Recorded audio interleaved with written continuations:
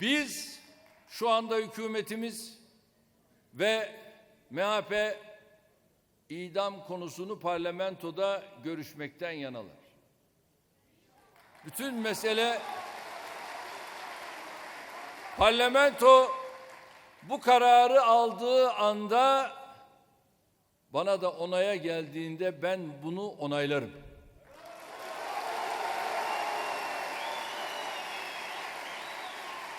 Nereye gidecek bu? Ondan sonra referandum olduğu için millete gelecek. Asıl onay merci sizsiniz millet.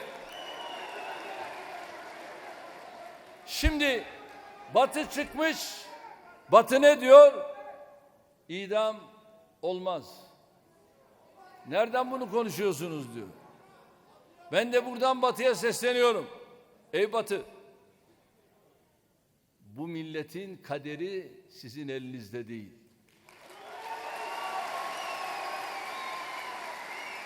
Bu milletin kaderi bizim elimizdedir. Bugün dünyanın büyük bir çoğunluğunda da bu var. Ve kimsin sen ya? Kimsin sen? Neymiş orada bir parlamentonun başkanı. Nesin sen? Sen Türkiye adına ne zamandan beri karar verme yetkisine sahip oldun? 53 yıldır Türkiye'yi Avrupa Birliği'ne almayan sen veya siz nasıl olur da Türkiye hakkında böyle bir karar verme yoluna gidersiniz? Sen daha Türkiye'yi tanıyamamışsın.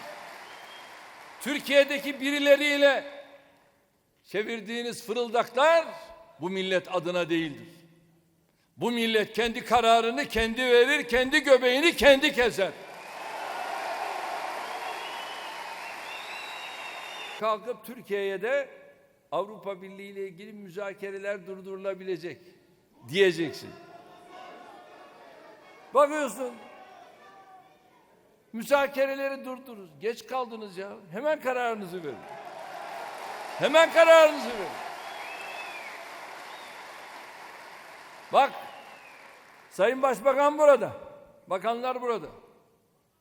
Ben de Cumhurbaşkanı olarak diyorum ki yıl sonuna kadar sabredelim. Ondan sonra millete gidelim.